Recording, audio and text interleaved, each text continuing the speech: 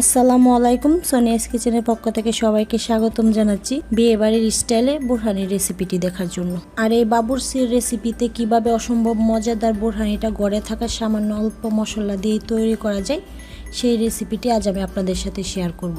অনুরোধ রইল ভিডিওটি মনোযোগ সহকারে দেখবেন। আজ আমি 1 কেজি দইয়ের বোরহানি তৈরি করব। আর 1 কেজি দইয়ের বোরহানি তৈরি করতে আমার কি পরিমাণ মশলা লাগছে সেটাও আমি আপনাদেরকে দেখিয়ে দিচ্ছি। আর যদি আপনাদের দইয়ের পরিমাণটা কম বেশি হয়, সেক্ষেত্রে আপনারা মশলার পরিমাণটা কম বেশি করে নেবেন। বোরহানির মশলাটা তৈরি করার জন্য এখানে নিয়ে নিয়েছি আমি হাফ কাপ পরিমাণের পানি, আর এর সাথে নিয়ে নিয়েছি কিছু বরফ। আপনারা চাইলে বরফের পরিবর্তে শুধু ফ্রিজে থাকা ঠান্ডা পানি দিয়েও কিন্তু এই বোরহানির মশলাটা তৈরি করে নিতে পারেন। আর এখানে চিনি দিয়ে দিচ্ছি আমি হাফ কাপ পরিমাণ। চিনিটা কিন্তু সম্পূর্ণ নির্ভর করছে আপনাদের দইটা কতটা টক আর কতটা মিষ্টি। অনেক দইয়ে কিন্তু কিছুটা মিষ্টি থাকে, তাই চিনির পরিমাণটা বুঝে শুনে দিতে হবে। চিনিটা দিয়ে দেওয়ার পর এখানে দিয়ে দিচ্ছি আমি 1 টেবিল চামচ কাঁচামরিচ বাটা, দিয়ে দিচ্ছি 1 টেবিল চামচ হলুদ সরিষা বাটা, 1 টেবিল চামচ গোলমরিচ বাটা। আপনারা চাইলে কিন্তু গোলমরিচ আর সরিষাগুলো শুকনো অবস্থায় বেটে নিতে পারেন। আর এখানে দিয়ে দিচ্ছি আমি 1 টেবিল চামচ পুদিনা পাতা, আর পুদিনা পাতাটাকে একদম মিহি করে বেটে নিয়েছি। আর এর সাথে দিয়ে দিচ্ছি আমি 1 টেবিল চামচ ধনিয়া পাতা বাটা, 1 টেবিল চামচ দিয়ে দিচ্ছি আমি এখানে ধনিয়া গুঁড়ো, আর আমি এখানে ধনিয়াটা ভেজে গুঁড়ো করে নিয়েছি। আর এখানে জিরে গুঁড়ো দিয়ে দিচ্ছি 1 টেবিল চামচ, এটা কিন্তু আমি সামান্য একটু টেলে নিয়েছি। আর এখানে সাধারণ লবণ নিয়ে নিয়েছি আমি হাফ টেবিল চামচ, আর এখানে বিট লবণ নিয়ে নিয়েছি আমি 1 টেবিল চামচ।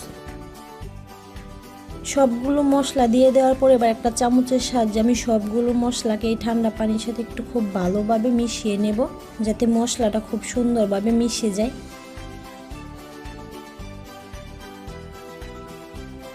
মশলাটা খুব ভালোভাবে গুলিয়ে নিয়েছি। আর সবগুলো বাটা মশলা কিন্তু একেবারে মিহি হয় নাই, কিছুটা হালকা হালকা থেকে গিয়েছে। এতে করে কোনো সমস্যা নেই, কারণ আমি এই মশলার পানিটা ছেঁকে শুধু পানিটাই বোরহানিতে ব্যবহার করব। এবার এই মশলাটাকে আমি এক সাইডে রেখে দেব 20 থেকে 25 মিনিটের জন্য। এতে করে কিন্তু মশলা থেকে খুব সুন্দর ফ্লেভারটা পানিতে ছড়িয়ে যাবে।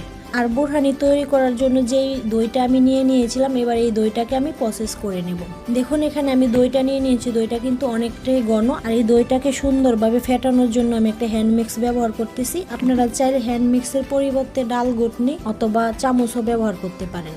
দইটাকে কিন্তু কোনো রকম ব্লেন্ড করা যাবে না, চেষ্টা করবেন যাতে একটা হ্যান্ড মিক্সের সাহায্যে হয়তো বা একটা চামচের সাহায্যে দইটাকে সুন্দরভাবে ব্লেন্ড করে নেওয়া যায়।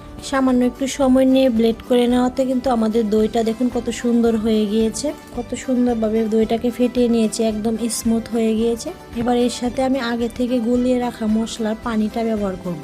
এবার আমি এতে দিয়ে দেবো আগে থেকে যেই মশলাটা আমি পানিতে গুলিয়ে রেখেছিলাম, সেই মশলা থেকে আমি পানিটা ছেঁকে বের করে নিয়েছি একটা পাতলা কাপড়ের সাহায্যে। মশলা গুলানো পানিটা যদি সরাসরি দিতে যান, তাহলে কিন্তু মশলার যেই দানাগুলো আছে সেটা বোরহানিতে চলে আসবে, আর বোরহানিটা দেখতেও ভালো লাগবে না, আর খেতেও ভালো লাগবে না। তাই চেষ্টা করবেন যাতে বোরহানিতে পানিটা দেওয়ার আগে খুব ভালোভাবে ছেঁকে নেওয়া যায়। মশলার যুক্ত পানিটা দিয়ে দেওয়ার পর এবার একটু ভালোভাবে নাড়িয়ে চাড়িয়ে মিশিয়ে নেব, যাতে পুরোটা দইয়ে ভালোভাবে বোরহানির মশলাটা মিশে যায়। বোরহানির মশলাযুক্ত পানিটা দিয়ে দেওয়ার পর 1 থেকে 1.5 মিনিট একটু ভালোভাবে নাড়িয়ে মিশিয়ে নিলেই কিন্তু তৈরি হয়ে গেল আমাদের অসম্ভব মজাদার বিয়ে বাড়ির বাবুর্চি রেসিপিতে বোরহানি। আমাদের বোরহানিটা কিন্তু পুরোপুরিভাবে তৈরি হয়ে গিয়েছে। এবার বোরহানিটা পরিবেশনের আগে আমি আর একটু চেক করে নেব যে লবণ মশলাগুলো সব ঠিক আছে কিনা। আমার মনে হচ্ছে আমাদের বোরহানিতে লবণের পরিমাণটা একটু কম হয়েছে, তাই আমি এখানে আরও সামান্য একটু লবণ অ্যাড করে নিচ্ছি। আর নাড়িয়ে চাড়িয়ে মিশিয়ে নেওয়ার পর আমি আপনাদেরকে দেখিয়ে দিচ্ছি আমাদের বোরহানির ঘনত্বটা কীরকম হয়েছে।